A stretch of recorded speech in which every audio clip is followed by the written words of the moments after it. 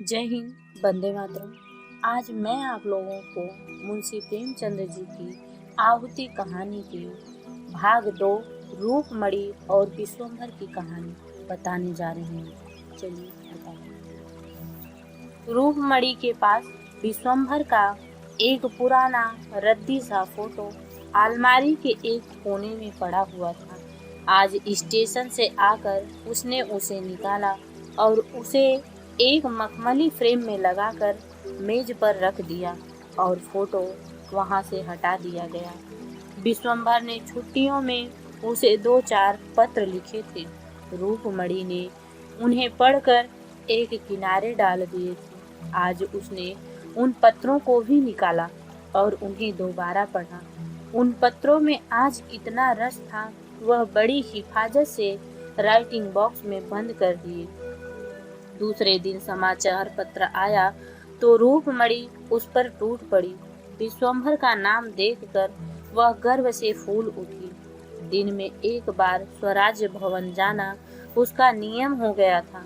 जलसों में भी बराबर शरीक होती।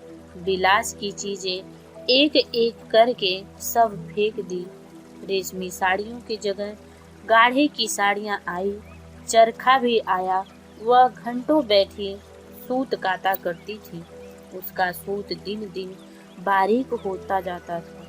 इसी सूत से वह विश्वंभर के कुर्ते बनवाएगी। इन दिनों परीक्षा की तैयारियां थी। आनंद को सिर उठाने की फुर्सत न मिलती। 2-1 बार वह रूपमणी के पास आकर आया, पर ज्यादा देर नहीं बैठा। शायद रूपमणी की शिथिलता ने उसे ज्यादा बैठने ही न दिया। 1 महीना बीत गया। एक दिन शाम आनंद आया। रूपमणी स्वराज्य भवन जाने को तैयार थी। आनंद ने मुंह सिकोड़ कर कहा, तुमसे तो अब बातें भी मुश्किल हैं। रूपमणी ने कुर्सी पर बैठकर कहा, तुम्हें भी तो किताबों से छुट्टी नहीं मिलती। आज की कुछ ताजी खबर नहीं मिली। स्वराज्य भवन में रोज रोज का हाल मालूम हो जाता है। आनंद ने दार्शनिक उदासीनता से कहा, विश्वंभर ने तो सुना देहातों में खूब शोरगुल मचा रखा है। जो काम उसके लायक था वह मिल गया। यहाँ उसकी जबान बंद रहती थी, वहाँ देहातियों में खूब गरजता होगा, मगर आदमी दिलेर हैं। रूपमणी ने उसकी ओर ऐसी आंखों से देखा जो कह रही थी, तुम्हारे लिए यह चर्चा अनाधिकार चेष्टा है, और बोली, आदमी में अगर यह गुण है तो फिर उसके सारे अवगुण मिट जाते। तुम्हारे कांग्रेस बुलेटिन पढ़ने की क्यों फुर्सत मिलती होगी। विश्वंभर ने देहातों में ऐसी जागृति फैला दी है कि विलायती का सूत भी नहीं बिकने पाता और न नशे की दुकानों पर कोई जाता है। और मजा यह है कि पिकेंडिंग करने की जरूरत नहीं पड़ती। अब तो पंचायतें खोल रहे हैं। आनंद ने उपेक्षा भाव से कहा, तो समझ लो अब उनके चलने के दिन भी आ गए हैं। रूपमणी ने जोश से कहा, इतना कह के जाना बहुत सस्ता नहीं है। कल तो किसानों का एक बहुत बड़ा जलसा होने वाला था। पूरे परगने के लोग जमा हुए होंगे। सुना है आजकल देहातों से कोई मुकदमा ही नहीं आता। वकीलों की नानी मरी जा रही है। आनंद ने कड़वेपन से कहा, यही तो स्वराज्य का मजा है कि जमींदार, वकील और व्यापारी सब मर जाएं, बस केवल मजदूर और किसान रह जाएं। रूपमणी ने समझ लिया आज आनंद तुल कर आया है।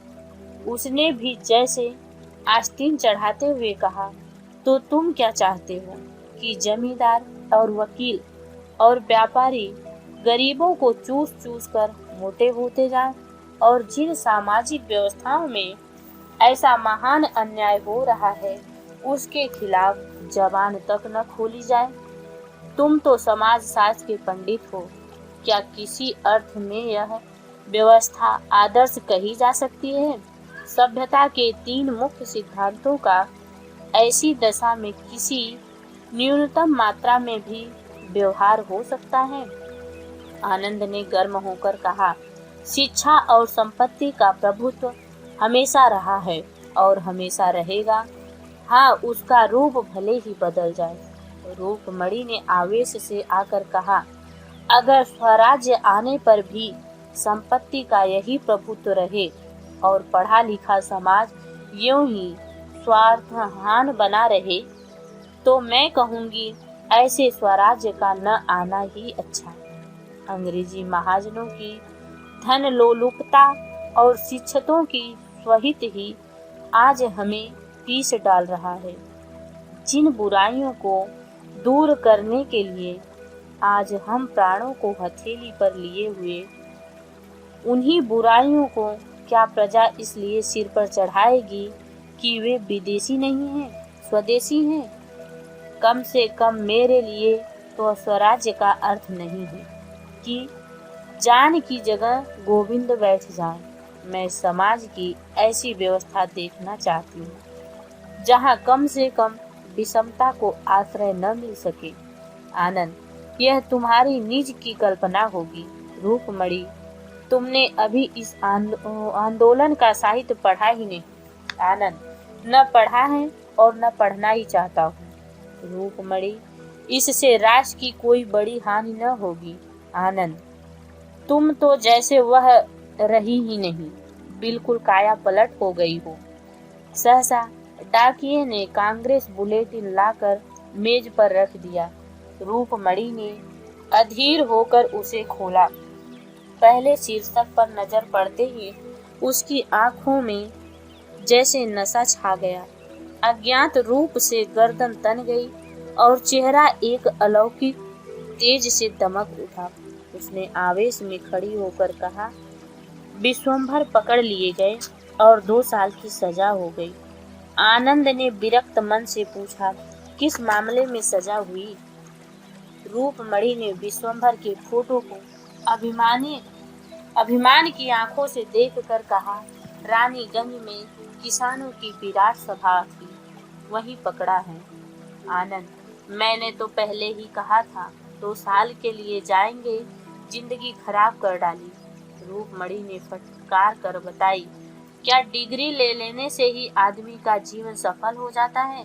सारा ज्ञान, सारा अनुभव पुस्तकों में ही भरा हुआ है। मैं समझती हूँ संसार और मानवीय चरित्र का जितना अनुभव विश्वंभर को है, 2 साल में और हो जाएगा।